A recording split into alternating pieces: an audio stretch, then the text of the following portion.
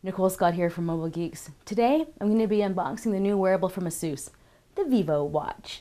Now, ASUS is not new to the wearables category. They already have one stunner already on the market with the Zen Watch.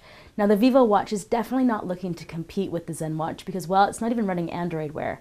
And the Vivowatch is more of a targeted fitness device. It's got a monochrome display, and the only notification that it's going to give you is, well, to get up from your chair and walk around, and it will vibrate if you have an incoming call. But everything else is focused around your health and wellness. I've been wearing it for a couple of days, so why don't we get to the unboxing and my full review.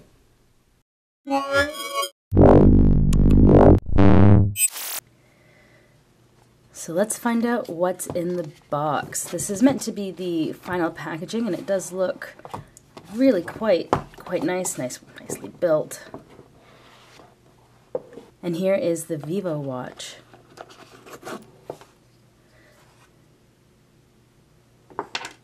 It also comes with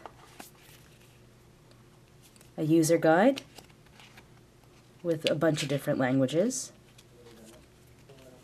a warranty card for up to 12 months, the charging base, and a micro USB cable. The ASUS Vivowatch comes with a stainless steel chassis, a plastic band here that, well, if I was going to rock this as my daily driver, I probably would switch out, especially because when I have it on, I go all the way around to the very last hole, which, well, makes the band seem a little bit big. The feature that I love the most about this device is the display. This is a 1.28-inch, highly reflective TFT and memory LCD. So how this magical display that gives us 10 days of battery life works is basically each pixel is controlled individually. So when information changes on the display, only the pixel that needs to change is refreshed. So it uses a polymer networked liquid crystal memory, so that's PNLC. And it appears between the display surface and a layer of pixels that are basically made up of mirrors, which deepens the blacks of the display and makes the negative space where the information appears look a little bit shiny. So the mirrors save on backlighting, even though this does offer backlighting, and the targeted pixel display change further extends the time of a single charge. But it's definitely one of my favorite features. Now let's just take a look at the device itself. So this is unlocked on the side. On the front here we have a UV monitor. So let's just go across. I've taken 3,000 steps, burned 1,000 calories. The UV index is low. So if I'm out in the sun, and this will continuously kind of get green and will let me know when I need to get out of the sun. So now let's talk about the alarm. If I just tap on it, you can see that it kind of has like a little bit of a blink there, and I can just sweep up and down on either side to move the time, and then to fix it, I just tap on the screen again. Oh, and the other thing I want to mention quickly is if you want to start exercise mode, you just long press the side button and then get moving. Now, another thing that I do like about the Vivowatch is obviously here, please wear your Vivowatch. So I'm using all the features, but nothing's actually on. So I was going to show you the heart rate monitor. Let me just put this on. So there you can see that I'm on the very last hole. I don't have the smallest of wrists. So now I found that I need to have this up at the top there, and it will sit on the end, and then I need the second one kind of down around the middle, or else it will kind of puff out.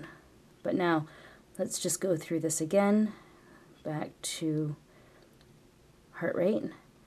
Now I have been using this for working out, and I found that sometimes my heart rate is higher than it says on here, and I'll need to kind of like readjust it. But that might be because I need a strap that's a little more fitting. So now heading into additional functionality, so from here I can also go up and down. So today I've had 35 minutes of exercise, and that is basically my ride into the office on my bicycle. I got 7 hours sleep last night, and 2 hours and 28 minutes of comfort time, so that's like a deep or more restful sleep. Here, this is a happiness index, 72. It's not very good. I could be happier. And I think this has something to do with how much exercise I'm getting and how much sleep, maybe how much outdoor rays I'm getting. One of the things that you can do is when the app is fully released, and that I don't have this capability right now, but you can, if someone else you know has a Vivowatch, you can kind of sync up, right? So that you can see how happy your fellow comrades or family members are. So taking a look at the app, it is nicely designed. You can scroll back and forth. It shows you your happiness index there. And then you can scroll down to see what you've done. So 6,000 steps, 2,000 calories. There's my aerobic versus anaerobic time. So out of my 13-minute exercise, only 1 minute was aerobic, so not good. Now I woke up at 9:30. I got 7 hours and 47 minutes, a 30% comfort sleep, which is quite good. I flipped around 67 times. My pulse was 65. Now here's my 7 p.m. exercise, which is like my bike ride home. 19 minutes, 6 minutes aerobic. Now let me just scroll forward to the following day to take a look at this. Now the app did something that actually really impressed me. So scroll down. Now I went to sleep at like around 11, and then I woke up at 5. But I did manage to get back to sleep, and I didn't have to tell this anything like I was going to sleep. It just kind of knew. So I got back to sleep at around 6 and then woke up at 8. So my total sleep time was about 8 hours. But yeah, and 34% comfort sleep. So all in all, I'm really impressed with the sleep tracking that the Vivowatch offers. So one last thing that I quickly wanted to do was to give you a little bit of a size comparison between the ZenWatch here and the Vivowatch. So this is obviously up further onto my arm. It's obviously a lot longer, but the thing is, it's also much thinner. So the Vivowatch is actually fairly thick. But when it comes to kind of that design, I do like that they have the stainless steel band on here all the way around. It gives it a much more polished look. So now one thing that I wanted to give you a little bit of a visual comparison on is with the basis. Now ASUS is going for a fitness watch that is more for the everyday, so something with a little bit more style. Now it definitely doesn't come into that smartwatch category because you don't get email notifications or Facebook, but it will vibrate when you receive a phone call, so there is that. But in terms of like look and feel of just against a straight fitness tracker with display, I just thought I would give you a little bit of a visual on the basis. And now here's how it looks when you have it beside the Pebble Steel.